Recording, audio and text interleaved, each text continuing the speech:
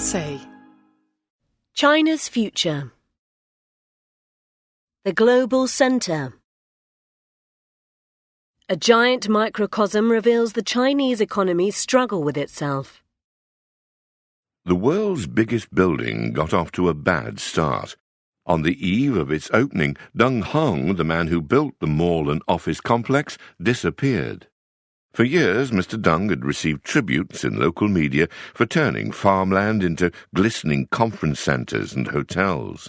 The billionaire conference king walked with a swagger, chomped on cigars, and knew how to please officials. Hefty contracts rolled his way, including one to develop a landmark in the suburbs of Chengdu, a city of 14 million in southwestern China. This, the New Century Global Centre, was to be his crowning accomplishment, the world's largest structure by floor space, the size of 246 football fields, or nearly 3 Pentagons, or 8 Louvres. But then he was gone, swept up in a corruption investigation just before the building's doors opened in 2013. The media focus shifted to his hubris and his wasteful pharaonic venture. Inside, it had a massive water park with an artificial beach, an ice rink, a 15-screen cinema, a 1,000-room hotel, offices galore, 2 supersized malls, and its own fire brigade, but just a smattering of businesses and shoppers. It became a parable for the economy's excesses and over-reliance on debt. Today, more than 5 years on, the story has taken a series of surprising turns. For one, the building is not a disaster. During the summer, the water park is crowded. The mall has come to life, a testament to the rise of the middle class. The offices are a cauldron of activity. 30,000 people work there in every industry imaginable, from app design to veterinary care. Mr. Deng has been released and is back in business, declaring last summer that he had a clean slate. A triumphant return? Not quite. Mr. Deng's freedom is marred by the fact that he no longer owns the centre, but is now an employee. It was bought by an arm of the state, a transaction that regulators are probing for financial irregularities. From one angle, the world's biggest building seems to be thriving. From another, it is once again under a cloud.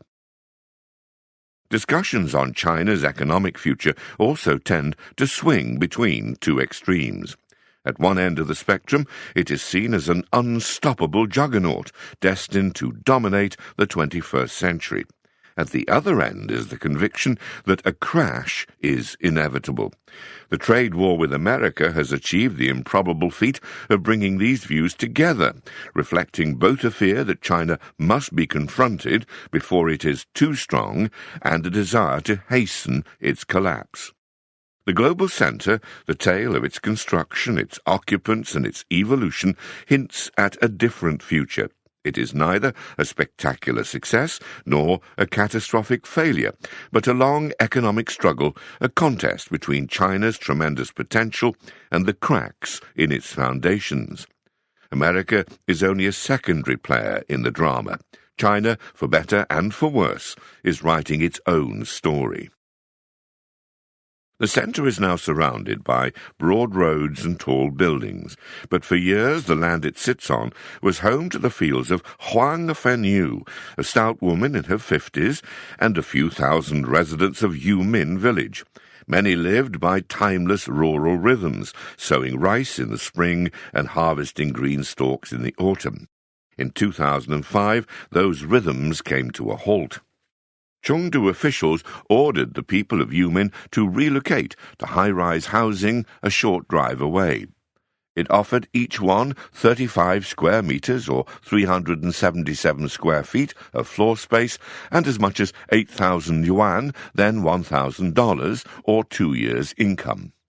Raised of the last vestiges of its former life, narrow lanes, rice paddies, cheap bungalows, Yumin Village was renamed GX92 211/252, an 80-hectare, that's 200-acre, land parcel to the city's south.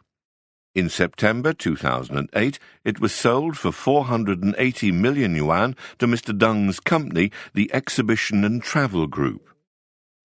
Ms. Huang now works as a janitor in a nearby bank. She knows the compensation she received was paltry.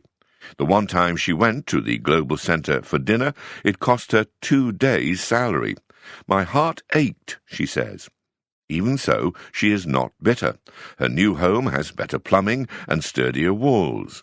The younger generation will, she says, benefit from a stronger economy.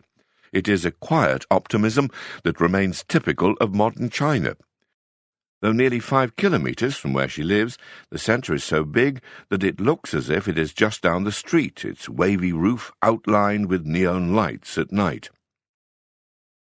Yumin Village's transformation, the conversion of farms into a construction site, has been replicated all over China.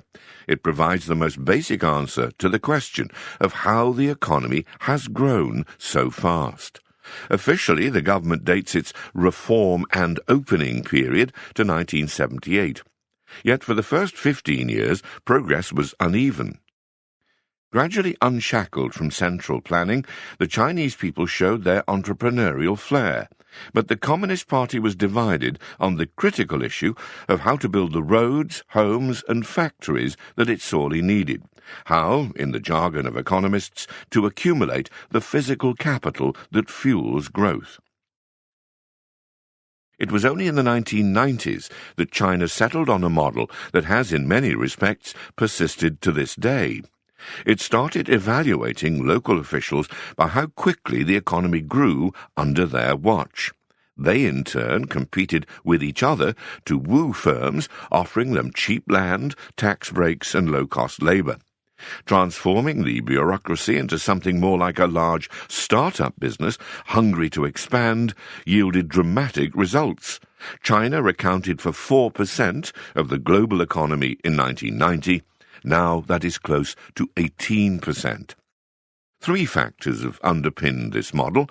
Each can be found in the origins of the global centre. The first is land, all of which is publicly owned. This puts a valuable asset at the disposal of local officials. They can offer cheap long-term rents to attract businesses or sell big leaseholds to developers.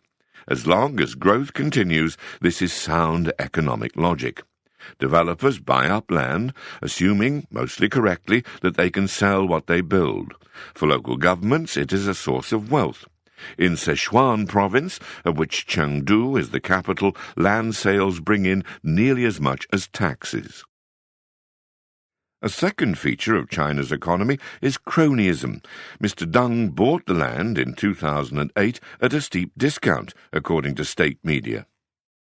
The city government had supposedly attached strict conditions to the sale.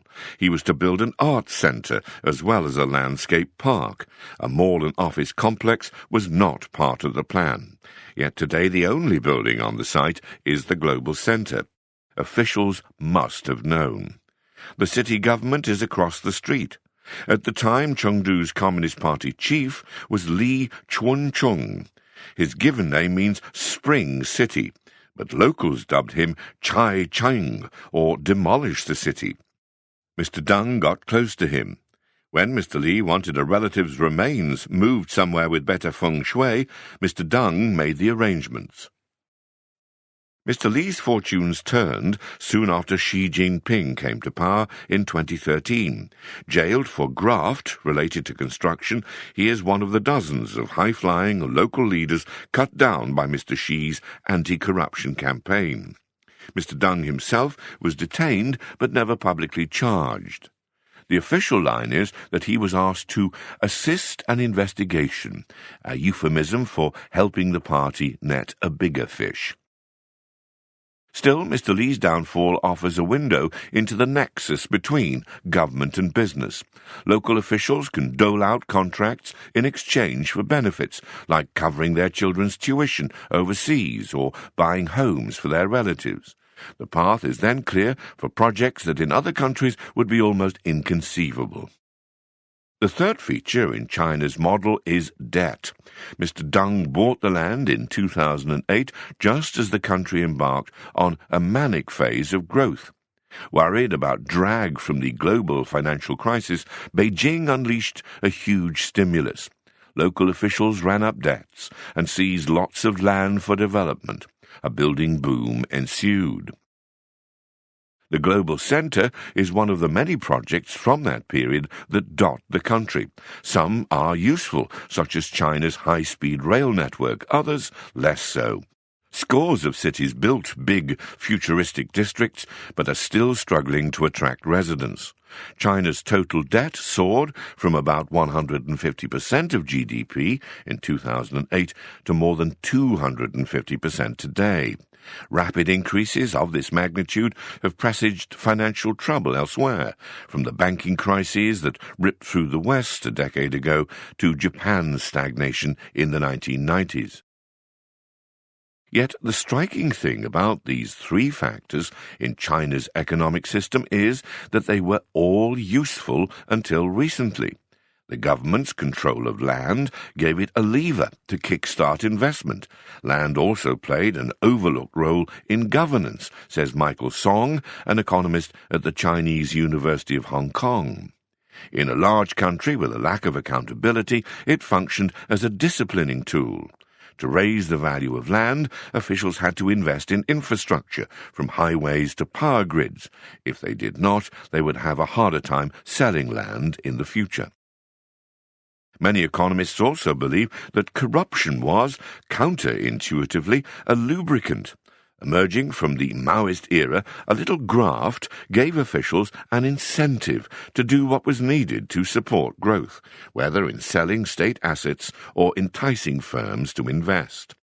Debt also greased the wheels. Up to a point, the increase in borrowing is a sign that the financial system is operating as it should, channeling savings into investment. Virtually all developed economies have debt levels that are at least as high as China's, albeit mostly built up over longer periods. The challenge now is to shift to a different economic model because all three factors are hitting their limits. Land is a finite resource, and the government's appropriations have got ahead of market need.